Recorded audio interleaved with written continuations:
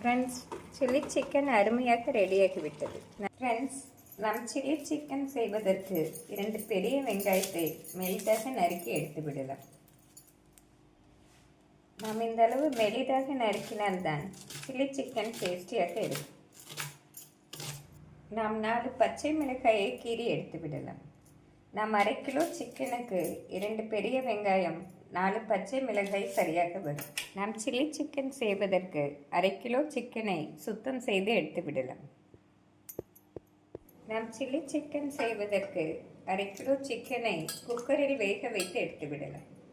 நாம் 2 விசில் வைத்து எடுத்தால் சரியாக வரும்.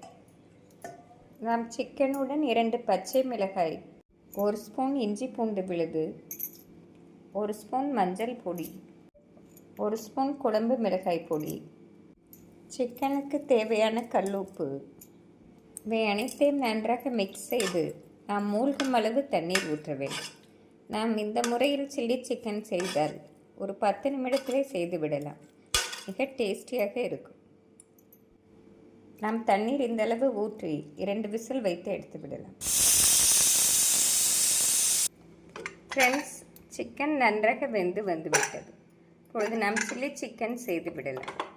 நாம் சில்லி சிக்கன் செய்வதற்கு கடாயில் தேவையான அளவு எண்ணெய் ஊற்றி விடலாம். எண்ணெய் காயவும் நாம் சிறிது பட்டை, ஏலக்காய் சேர்த்து விடலாம். நாம் நறுக்கிய வெங்காயத்தை சேர்த்து விடலாம். நாம் வெங்காயம் வதங்குவதற்கு தேவையான கல்லுப்பை சேர்த்து விடலாம்.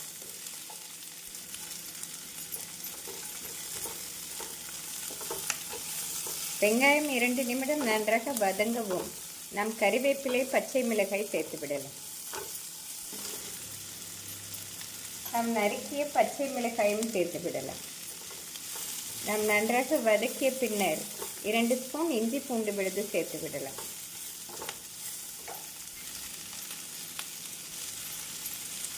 நாம் இஞ்சி பூண்டு விழுது சேர்த்து பச்சை வாடை போகும் வரை நன்றாக வதக்க வேண்டும். ஃப்ரெண்ட்ஸ், இந்த அளவு வெங்காயம், இஞ்சி பூண்டு விழுது வதங்கி வரவும் நாம் வேக வைத்த கோழி தண்ணீரை சேர்த்து விடலாம். நாம் முதலில் சிக்கன் சேர்க்காமல் சிக்கன் வேக வைத்த தண்ணீரை சேர்க்க வேண்டும். தண்ணீர் நன்றாக வற்றவும் சிக்கனை சேர்க்க வேண்டும். நாம் தண்ணீர் நன்றாக வற்றி வரவும் சிக்கனை சேர்க்க வேண்டும்.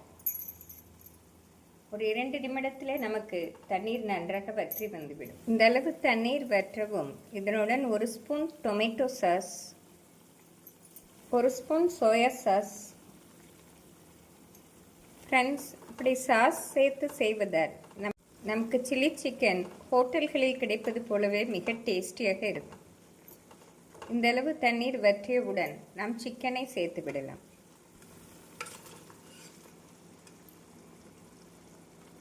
நாம் சிக்கன் சேர்த்து நன்றாக வெங்காயம் சாஸுடன் மிக்ஸ் ஆகும் வரை கொதிவிட வேண்டும்.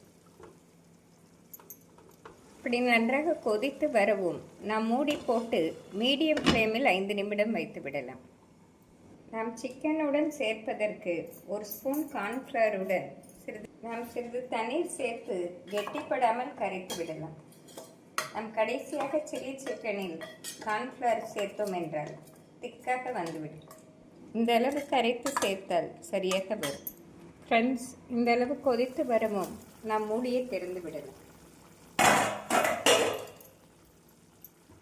நாம் ஹை ஃப்ளேமில் வைத்து ஒரு கொதி வந்ததும் இதனுடன் மல்லி இலை, பெப்பர் தூள் சேர்த்து விடலாம். நாம் பச்சை மிளகாய், மசால் பொடி போட்டதால் இந்த அளவு பெப்பர் தூள் சரியாக வரும். நன்றாக கிளறி இதனுடன் கரைத்து வைத்துள்ள கார்ன்ஃப்ளவரை சேர்த்து விடலாம். நாம் கார்ன்ஃப்ளவர் சேர்த்தவுடன் நன்றாக கெட்டிப்பட்டு வந்துவிடும். நாம் நன்றாக கிளறி மீடியம் ஃப்ளேமில் 1 நிமிடம் வைத்து இறக்கி விடலாம். ஃப்ரெண்ட்ஸ், நாம் விருப்பப்பட்டால் இந்த சமயம் ஃபுட் கலர் சேர்த்து கொள்ளலாம்.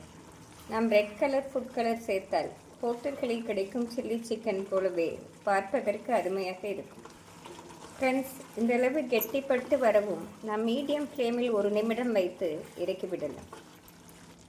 நாம் இந்த அளவு ஃபுட் கலர் சேர்த்தால் போதுமானது.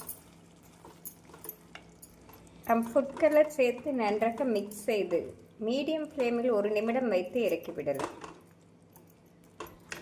ஃப்ரெண்ட்ஸ், சில்லி சிக்கன் அருமையாக ரெடியாகிவிட்டது. நாம் இறக்கி விடலாம். ஃப்ரெண்ட்ஸ், இந்த டேஸ்டியான சில்லி சிக்கனை நாம் ஃப்ரைட் ரைஸ், பிரியாணி, சப்பாத்திக்கு சைட் டிஷ்ஷாக வைத்து சாப்பிட்டால் மிக அருமையாக இருக்கும். நாம் இது குழந்தைகளுக்கு ஹாலிடே டைமில் செய்து கொடுத்தால் விரும்பி சாப்பிடுவார்கள். ஃப்ரெண்ட்ஸ், நாம் சில்லி சிக்கன் செய்யும் பொழுது குடைமிளகாய் இருந்தால் சேர்த்தோம் என்றால் மிக அருமையாக இருக்கும். இந்த டேஸ்டியான சில்லி சிக்கனை செய்து பார்த்து எப்படி இருக்கிறது என்று கூறுங்கள். Thank you friends.